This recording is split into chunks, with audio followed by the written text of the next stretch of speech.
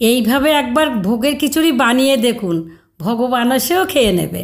আমাদের উপাসনা কেন্দ্রে সবাই নাকি আমার হাতে রান্না খাবে, তাই আজকে আমি রান্না করলাম আমার বাবামণির ভোগের খিচুড়ি। বাবামণির সকালে উপাসনা হয়েছে, এবার আমরা খিচুড়ি, পায়েস, চাটনি বানালাম। না না, আজকে রান্না কিন্তু আমি একা করিনি, আমার দাদা দিদিরাও সঙ্গে সহযোগিতা করেছে। চলো এবার রেসিপিটা দেখে নেওয়া যাক। প্রথমে চালগুলোকে ভালো করে ধুয়ে 15 মিনিট ভিজিয়ে রাখবো, তারপরে এক এক করে সবজিগুলো কেটে নেব।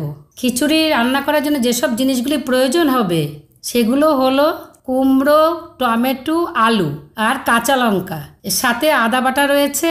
আর তাছাড়া তো আমি ভাবতেই পারিনি যে দাদারাও কাটাকাটিতে আমাকে হেল্প করবে, তাই তো এত কম সময়ের মধ্যেই রান্নাটা হয়ে গেছে। এবার কড়াই বসিয়ে প্রথমে মটর ডালটাকে সিদ্ধ করে নিলাম, তার পাশে আমি আরেকটা কড়াইতে মুগ ডালটাকে ভেজে নেব।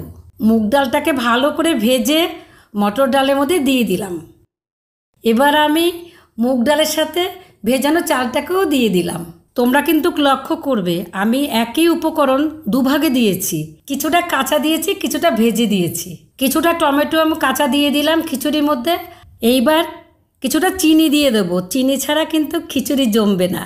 এবার একটু ঘি দিয়ে দিলাম, আর কিছুটাকে আমি সিদ্ধ বসিয়ে দিয়েছি, যেমন আলু, কুমড়ো, ছোলা। আর তার মধ্যে অবশ্যই কিন্তু একটু নুন দিয়ে দেবে। এর ফাঁকে তোমাদের আমি একটা ছোট্ট টিপস দিচ্ছি, যে হলুদটাকে আমি জলে গুলিয়ে নিলাম এই কারণে যেন ওটা দলা পাকিয়ে না যায়। এই হলুদ গুলানোর জলটা আমি খিচুড়িতে দিয়ে দেব। এবার আলু কুমড়োটা সিদ্ধ হলে আমি এবার খিচুড়িতে দিয়ে দেব। এবার আমি কড়াইতে তেল দিয়ে খিচুড়ির মশলাটা তৈরি করে নেব।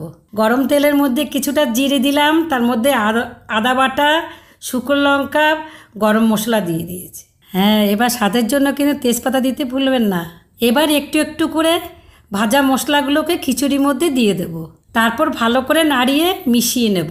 এইভাবে 10 মিনিট নাড়াচাড়া করলেই তৈরি হয়ে যাবে আমার বাবামণি ভোগের খিচুড়ি।